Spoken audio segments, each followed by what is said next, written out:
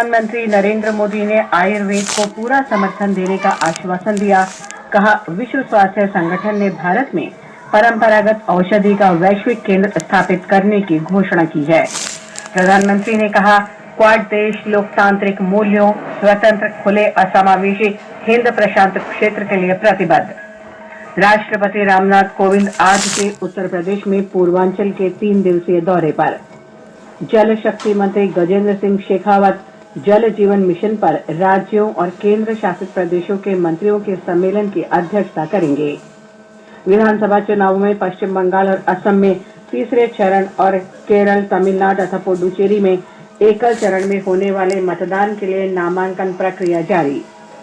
सूचना और प्रसारण मंत्री प्रकाश जावड़ेकर आज वर्चुअल रूप से 6 स्थानों पर आजादी के अमृत महोत्सव संबंधी प्रदर्शनियों का उद्घाटन करेंगे। देश में कोविड टीकाकरण की संख्या 2 करोड़ 80 लाख से अधिक हुई। विश्व स्वास्थ्य संगठन ने जॉनसन एंड जॉनसन द्वारा तैयार कोविड वैक्सीन के आपातकालीन इस्तेमाल और कोवैक्स की शुरुआत की मंजूरी दी। राष्ट्रीय पात्रता प्रवेश परीक्षा का आयोजन इस वर्ष 1 अगस्त को और अहमदाबाद में खेले गए पहले 2020 क्रिकेट मैच में इंग्लैंड ने भारत को 8 विकेट से हराया।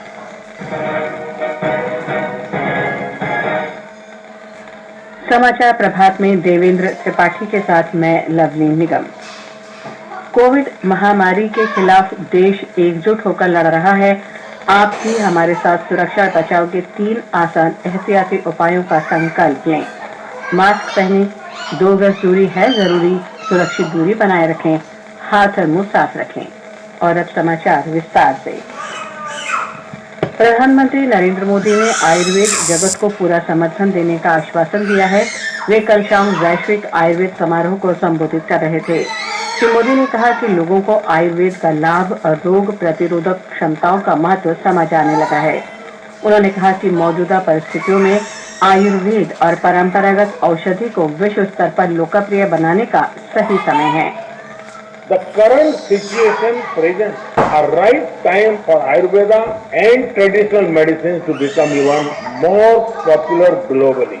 There is growing interest towards that. The world is seeing how modern and traditional medicine both are important to further wellness.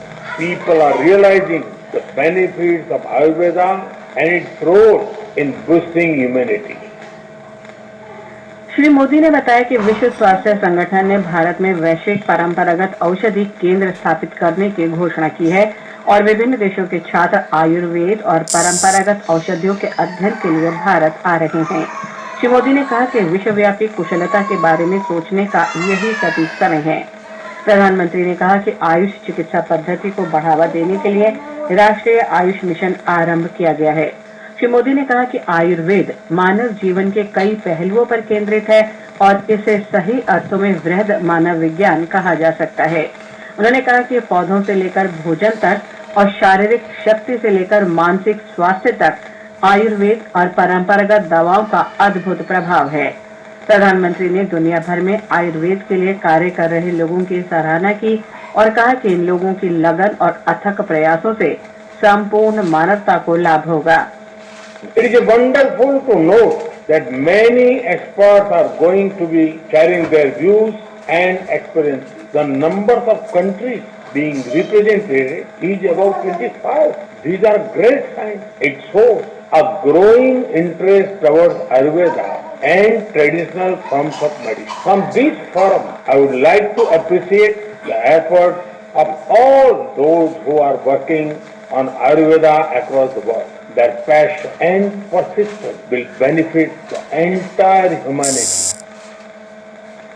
प्रधानमंत्री नरेंद्र मोदी ने स्वतंत्र, सक्षम और समावेशी हिंद प्रशांत क्षेत्र के प्रति भारत की वचनबद्धता दोहराई है। कल भारत, अमेरिका, ऑस्ट्रेलिया और जापान देशों के पहले क्वाड शिखर सम्मेलन को संबोधित करने के बाद ट्वीट में प्रधानमंत्री ने कहा कि भारत इस क्षेत्र में सबके लिए सुरक्षा और विकास के विजन सागर का पूरी तरह समर्थन करता है। प्रधानमंत्री ने कहा कि वैक्सीन, जलवायु परिवर्तन और उभरती हुई प्रौद्योगिकियों पर हुए विचार विमर्श ने क्वाड को विश्व कल्याण के लिए एक रचनात्मक संगठन बना दिया है। उन्होंने कहा कि ये संगठन हिंद प्रशांत क्षेत्र में शांति, स्थिरता और समृद्धि के लिए काम करेगा। श्री मोदी ने कहा कि क्वाड सम्मेलन के अवसर पर उनकी अमेरिकी राष्ट्रपति जो बाइडेन, ऑस्ट्रेलिया के प्रधानमंत्री स्कॉट मॉरिसन और जापान के प्रधानमंत्री योशिहिदे सुगा के साथ रचनात्मक बातचीत हुई। इससे पहले अपने संबोधन में प्रधानमंत्री ने कहा कि क्वाड देश लोकतांत्रिक मूल्यों से जुड़े हैं और एक स्वतंत्र, खुले और समावेशी हिंद प्रशांत क्षेत्र के लिए प्रतिबद्ध हैं। We are united by our democratic values and our commitment to a free, open and inclusive Indo-Pacific. Our agenda covering areas like vaccines, climate change and emerging technology make the Quad a force for global good. I see this positive vision as an extension of India's ancient philosophy of Vasudhaiva Kutumbakam, which regards the world as one family. We will work together closer than ever before for advancing our shared values and promoting a secure, stable and prosperous Indo-Pacific. Quad देशों ने हिंद प्रशांत क्षेत्र और उससे आगे सुरक्षा और समृद्धि के विस्तार के लिए अंतर्राष्ट्रीय कानून से संचालित मुक्त और नियम आधारित व्यवस्था को बढ़ावा देने की प्रतिबद्धता व्यक्त की है। शिखर सम्मेलन के बाद जारी संयुक्त वक्तव्य में क्वाड नेताओं ने कहा कि वे कानून के शासन, समुद्री और हवाई मार्गों के स्वतंत्र संचालन, विवादों के शांतिपूर्ण समाधान, लोकतांत्रिक मूल्यों और भौगोलिक एकता का समर्थन करते हैं। उन्होंने आसियान की एकता और हिंद प्रशांत क्षेत्र पर आसियान के दृष्टिकोण के प्रति अपना समर्थन दोहराया। संयुक्त वक्तव्य में कहा गया है कि क्वाड शांति और समृद्धि के लिए काम करना चाहता है तथा सार्वभौमिक मूल्यों पर आधारित लोकतांत्रिक व्यवस्था को मजबूत करने का पक्षधर है। क्वाड नेताओं ने सदस्य देशों ऑस्ट्रेलिया, जापान, भारत और अमेरिका के बीच आर्थिक सहयोग की वचनबद्धता दोहराई। क्वाड नेताओं ने समकालीन चुनौतियों से निपटने में सहयोग का वादा किया। उन्होंने कोविड-19 के आर्थिक और स्वास्थ्य संबंधी प्रभावों से निपटने, जलवायु परिवर्तन का मुकाबला करने, आतंकवाद से लड़ने, गुणवत्तापूर्ण बुनियादी ढांचे के लिए निवेश करने जैसे मुद्दों पर सहयोग बढ़ाने का भी वादा किया। नेताओं ने कहा कि वे सुरक्षित, किफायती और कारगर वैक्सीन के उत्पादन और उसे सभी तक पहुंचाने के लिए काम करेंगे। समाचार कक्ष से अरुण होरा। क्वाड समूह के सदस्य देश अमेरिका, ऑस्ट्रेलिया, भारत और जापान साल 2022 के अंत तक एशिया के अधिकतर हिस्सों में कोरोना से बचाव की 1 अरब खुराक की आपूर्ति करने पर सहमत हुए हैं। क्वाड नेताओं के पहले शिखर सम्मेलन के बाद जारी संयुक्त वक्तव्य में ये बात कही गई।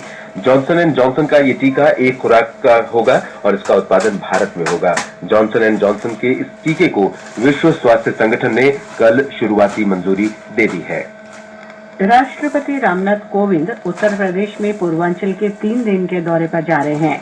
हमारे संवाददाता ने बताया है कि यात्रा के दौरान वे सोनभद्र और मिर्जापुर जिले में कई कार्यक्रमों में शामिल होंगे।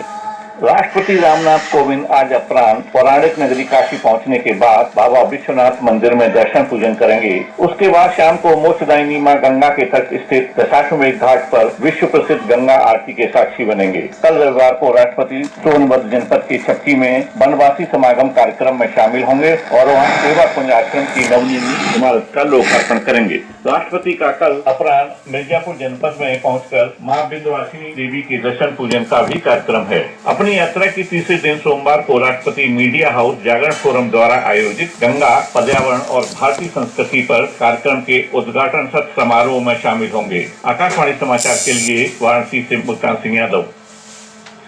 असम और पश्चिम बंगाल में विधानसभा चुनावों के तीसरे चरण के लिए अधिसूचना जारी होने के साथ ही नामांकन पत्र भरने का काम शुरू हो गया है। दोनों राज्यों में पहले चरण के चुनाव के लिए नाम वापस लेने का कल अंतिम दिन था। असम में 284 नामांकन वैध पाए गए हैं।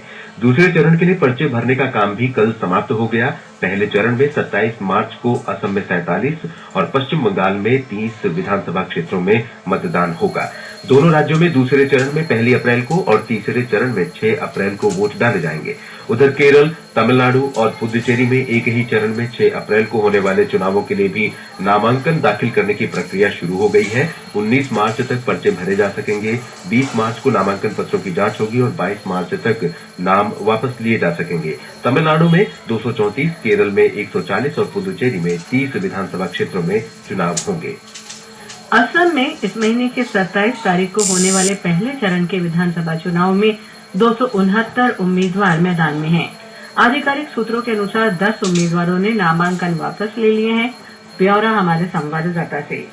पहले चरण के चुनाव में कई बड़े उम्मीदवार मैदान में हैं। मुख्यमंत्री और भाजपा के वरिष्ठ नेता सर्बानंद सोनोवाल, असम गण परिषद के अध्यक्ष अतुल बोरा, प्रदेश कांग्रेस अध्यक्ष रिपुन बोरा, असम जातीय परिषद के अध्यक्ष लुरिनज्योति गोगोई और रायजोर दल के प्रमुख अखिल गोगोई इस चरण में चुनाव लड़ेंगे। कांग्रेस और भाजपा ने इस बीच स्टार प्रचारकों की नाम घोषित की है। प्रधानमंत्री नरेंद्र मोदी, पार्टी अध्यक्ष जेपी नड्डा, केंद्रीय मंत्री और वरिष्ठ नेता राजनाथ सिंह और अमित भाजपा उम्मीदवारों के लिए प्रचार करेंगे। इसके साथ ही कांग्रेस के लिए सोनिया गांधी, पूर्व प्रधानमंत्री मनमोहन सिंह, वरिष्ठ नेता राहुल गांधी और प्रियंका गांधी असम में प्रचार करेंगे। आज केंद्रीय मंत्री और वरिष्ठ भाजपा नेता स्मृति ईरानी ऊपरी असम में रैलियां करेगी। इस बीच दूसरे चरण के लिए नामांकन दाखिल प्रक्रिया कल संपन्न हुई है। अंतिम रिपोर्ट आने तक 202 उम्मीदवारों ने नामांकन दाखिल किया। मानस प्रदीप शर्मा, आकाशवाणी समाचार, गुवाहाटी।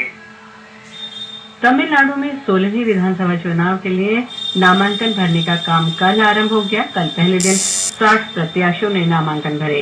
एआईएडीएमके के पूर्व मंत्री और अब भाजपा में शामिल नयनार नागेंद्रन ने पार्टी की सूची जारी होने से पहले ही तिरुनेलवेली में अपना नामांकन पत्र दाखिल कर दिया।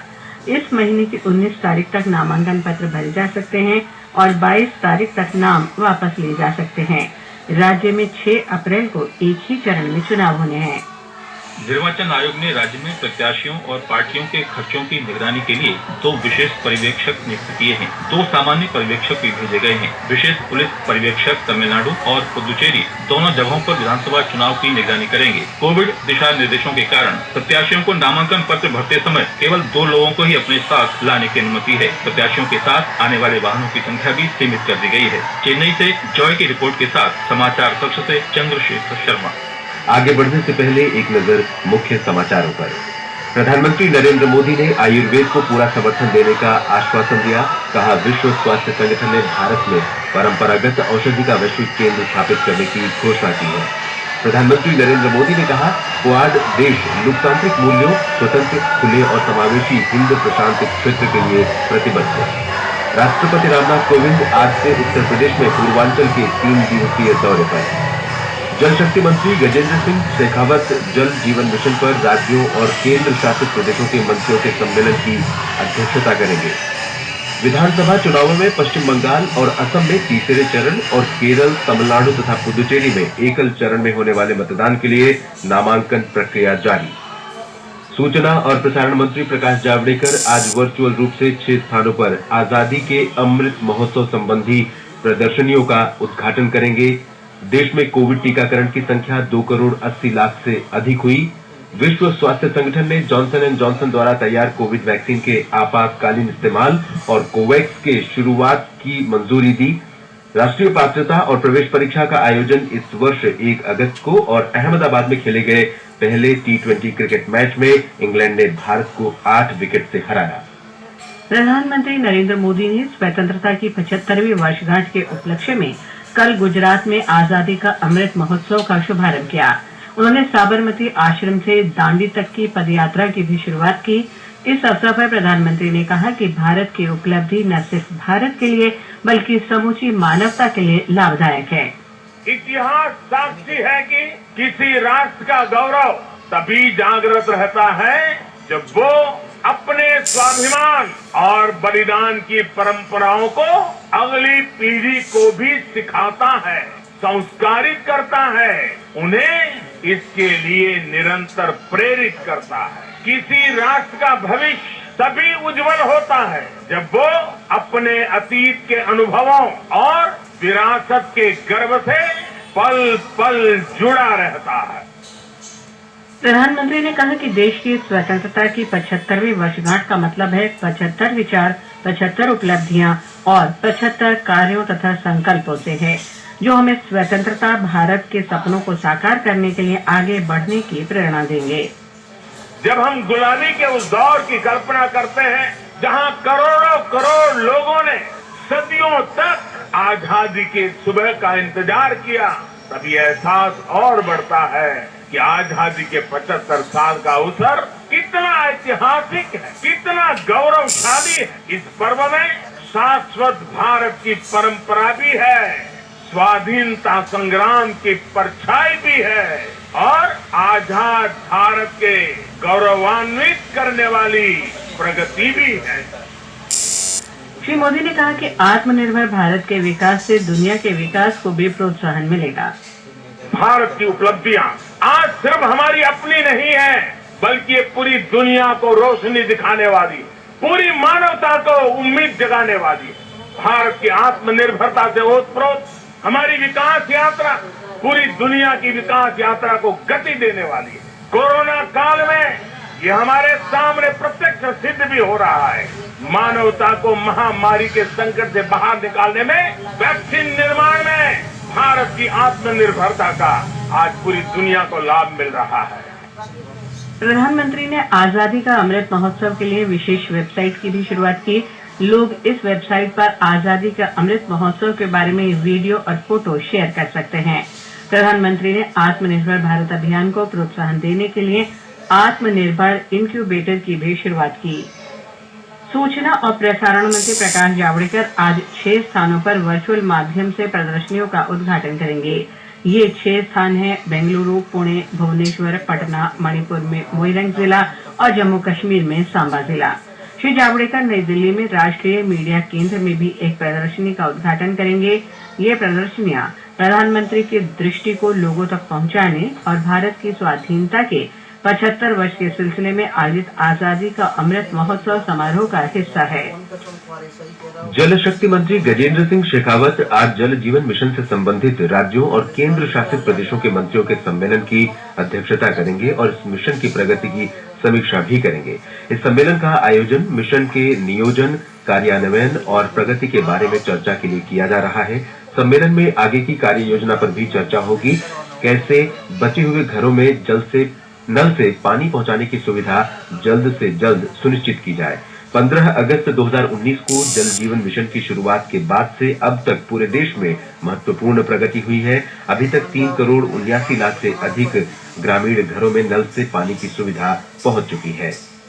स्वास्थ्य मंत्रालय ने कहा है कि पूरे देश में 2 करोड़ 80 लाख से अधिक लोगों को कोविड टीका लगाया जा चुका है। इसमें पहले चरण में टीके की पहली खुराक पाने वाले 72,84,406 और दूसरी खुराक पाने वाले 41,76,446 स्वास्थ्य कर्मी शामिल हैं। मंत्रालय ने बताया कि 60 वर्ष से अधिक आयु के 71,69,695 लाभार्थियों और विभिन्न रोगों से पीड़ित 45 वर्ष से ऊपर आयु के करीब 12,30,704 लाभार्थियों ने कोविड वैक्सीन का पहला टीका लगवाया। भारत ने लगभग 70 देशों में स्वदेश निर्मित टीके की 5 करोड़ 85 लाख से अधिक खुराक भेजी हैं। इनमें से लगभग 80 लाख टीके 35 देशों को निःशुल्क दिए गए हैं, जबकि 18 देशों में कोवैक्स सुविधा के रूप में लगभग 1 करोड़ 64 लाख खुराक की आपूर्ति की गई। कोवैक्स सुविधा अनूठा वैश्विक सहयोग है, जिसके तहत विश्व के 2/3 से अधिक देशों में कोविड वैक्सीन की आपूर्ति की जा रही है। भारत ने वैक्सीन मैत्री पहल करीब 1.5 महीने पहले शुरू की थी। इसके अंतर्गत विभिन्न देशों में कोविड वैक्सीन भेजी जा रही है। गुजरात में कल 1,49,000 से अधिक लोगों को कोविड रोधी टीका लगाया गया। सूत्रों के हवाले से हमारे संवाददाता ने बताया है कि अब तक कहीं से किसी प्रतिकूल प्रभाव की सूचना नहीं है, परंतु राज्य में कोविड के रोगियों में बढ़ोतरी देखी जा रही है। गुजरात में कोविड-19 संक्रमण के ताजा मामलों में अचानक आई वृद्धि को देखते हुए राज्य के मुख्यमंत्री विजय रूपाणी ने कल कोर कमेटी की बैठक में स्थिति की समीक्षा की। उन्होंने अहमदाबाद, वडोदरा, सूरत और राजकोट के नगर आयुक्तों के साथ वीडियो कॉन्फ्रेंस भी की और कोविड-19 के मरीजों के लिए तत्काल कार्रवाई और उपाय करने के लिए सुझाव दिए। इस बीच राज्य में पिछले 24 घंटों में कोविड-19 संक्रमण के 715 नए मामले सामने आए, जबकि 495 मरीजों को ठीक होने के साथ अस्पतालों से छुट्टी दी गयी। राज्य में कोविड-19 से अब तक कुल 2,68,196 मरीज ठीक हो चुके हैं। इस वक्त गुजरात में कोविड-19 के सक्रिय मामलों की संख्या 4,006 हो चुकी है, जिनमें से 51 मरीज वेंटिलेटर पर है। कल राज्य में सबसे अधिक 196 नए मामले सूरत में दर्ज हुए। योगेश पंड्या, आकाशवाणी समाचार, अहमदाबाद। महाराष्ट्र में 15,817 व्यक्तियों में कोरोना वायरस संक्रमण की पुष्टि होने के बाद राज्य में कोरोना रोगियों की संख्या 22,82,000 हो गई है। एक रिपोर्ट। महाराष्ट्र के पुणे जिले में पिछले कुछ दिनों से कोविड मरीजों की संख्या लगातार बढ़ रही है। मरीजों की बढ़ती संख्या पर रोक लगाने हेतु लगाए गए नए प्रतिबंधों के अनुसार पुणे के स्कूल और कॉलेज 31 मार्च तक बंद रहेंगे। वहीं होटल और रेस्तरां को रात 10 बजे तक अपनी कुल क्षमता के 50% कार्य करने की अनुमति होगी। कोरोना वायरस के बढ़ते मामलों के मद्देनजर जहां पुणे में नाइट कर्फ्यू लगाया गया है, वहीं परभणी में सोमवार सुबह 6 बजे तक पूरी तालाबंदी की गई है। राज्य के सार्वजनिक स्वास्थ्य विभाग के अनुसार 11,344 मरीजों को स्वस्थ होने पर कल घर छोड़ दिया गया। माधुरी पांगे, आकाशवाणी समाचार, मुंबई। ओडिशा में कल करीब 78,000 लाभार्थियों को कोविड-19 से बचाव का टीका लगाया गया। राज्य भर में 650 टीका केंद्रों पर 47,000 से अधिक वरिष्ठ नागरिकों को टीके लगाए गए। उधर उत्तराखंड में लॉकडाउन के दौरान कोविड-19 के दिशा निर्देशों का उल्लंघन करने पर महामारी रोग अधिनियम और आपदा प्रबंधन अधिनियम के तहत दर्ज सभी मामले वापस लिए जाएंगे। विश्व स्वास्थ्य संगठन ने जॉनसन एंड जॉनसन द्वारा तैयार कोविड वैक्सीन के सभी देशों में आपातकालीन इस्तेमाल और कोवैक्स की शुरुआत करने की मंजूरी दे दी है। ये निर्णय यूरोपीय चिकित्सा एजेंसी की अनुमति के एक दिन बाद आया है। WHO महानिदेशक डॉक्टर टेड्रोस एडनॉन घेब्रेयेसस ने कोविड-19 के खिलाफ हर नया सुरक्षित और प्रभावी औजार महामारी को नियंत्रित करने के करीब एक और कदम नजदीक बताया है। यूरोपीय चिकित्सा एजेंसी ने कहा है कि जॉनसन एंड जॉनसन का टीका WHO द्वारा एकल खुराक के रूप में सूचीबद्ध किया गया है, जिसे सभी देशों में टीकाकरण की सुविधा प्रदान करनी चाहिए। राष्ट्रीय पात्रता और प्रवेश परीक्षा नीट इस वर्ष 1 अगस्त को होगी। नीट यूजी 2021 11 भाषाओं में होगी। राष्ट्रीय परीक्षा एजेंसी ने सूचित किया कि नीट परीक्षा से संबंधित विस्तृत जानकारी जल्द उपलब्ध कराई जाएगी। क्रिकेट में कल रात अहमदाबाद में नरेंद्र मोदी स्टेडियम में खेले गए पहले T20 मैच में इंग्लैंड ने भारत को 8 विकेट से हरा दिया। भारत ने पहले बल्लेबाजी करते हुए निर्धारित 20 ओवर में 7 विकेट पर 124 रन बनाए। इंग्लैंड ने इस लक्ष्य को 15 ओवर और 3 गेंद में ही हासिल कर लिया। ये समाचार हमारी वेबसाइट newsonair.com/hindi पर भी उपलब्ध हैं। और देवेंद्र, आप बताएं आज के समाचार पत्रों में क्या विशेष है? जी लवलीन, क्वाड के शीर्ष नेताओं के शिखर सम्मेलन में लोकतांत्रिक मूल्यों के प्रति प्रतिबद्धता को जनसत्ता ने प्रमुखता से देते हुए लिखा है, भारत, अमेरिका, जापान और ऑस्ट्रेलिया इन 4 देशों के क्वाड समूह में साझा मूल्यों को आगे बढ़ाने पर सहमति जताएगी। हिंदुस्तान की पहली खबर है, क्वाड देशों ने किया फैसला, अमेरिकी टीके भारत में बनेंगे। राजस्थान पत्रिका की सुर्खी है, पहले ऐतिहासिक क्वाड शिखर सम्मेलन में भारत के आगे सभी नतमस्तक, प्रधानमंत्री ने वसुधैव कुटुंबकम को बताया मूल मंत्र। लोकसत्य ने प्रधानमंत्री के अमृत महोत्सव में कहे गए इन शब्दों को पहली खबर बनाया है कि दुनिया को मिल रहा भारत की आत्मनिर्भरता का लाभ। पत्र ने प्रधानमंत्री के इस आग्रह को भी दिया है कि आजादी की कहानियां नई पीढ़ी तक पहुंचाएं। नवभारत टाइम्स ने सुप्रीम कोर्ट के इस अहम फैसले को दिया है कि सरकारी अफसर नहीं होगा चुनाव आयुक्त। राजस्थान पत्रिका की खबर है, अब बायोलॉजी और कॉमर्स के छात्र भी कर सकेंगे इंजीनियरिंग। पत्र ने इसे बड़ा बदलाव बताते हुए लिखा है, AICTE का फैसला, इसी सत्र से लागू होगा नियम। डॉक्टर अनामिका को हिंदी में कविता संग्रह टोकरी में दिगंत और थोरी गाथा को साहित्य अकादमी पुरस्कार पर हिंदुस्तान की सुर्खी है, अंग्रेजी की प्रोफेसर को मिला हिंदी साहित्य का अकादमी पुरस्कार। महिलाओं की एक दिवसीय टीम की कप्तान मिताली राज के अंतर्राष्ट्रीय क्रिकेट में 10,000 रन बनाने वाली पहली भारतीय महिला बनने की खबर को नवभारत टाइम्स ने सचित्र दिया है। जनसत्ता कहता है, 10,000 क्लब में शामिल हुई मिताली राज। और अंत में मुख्य समाचार एक बार फिर। प्रधानमंत्री नरेंद्र मोदी ने आयुर्वेद को पूरा समर्थन देने का आश्वासन दिया। कहा, विश्व स्वास्थ्य संगठन ने भारत में परंपरागत औषधि का वैश्विक केंद्र स्थापित करने की घोषणा की। प्रधानमंत्री ने कहा, क्वाड देश लोकतांत्रिक मूल्यों, स्वतंत्र, खुले और समावेशी हिंद प्रशांत क्षेत्र के लिए प्रतिबद्ध।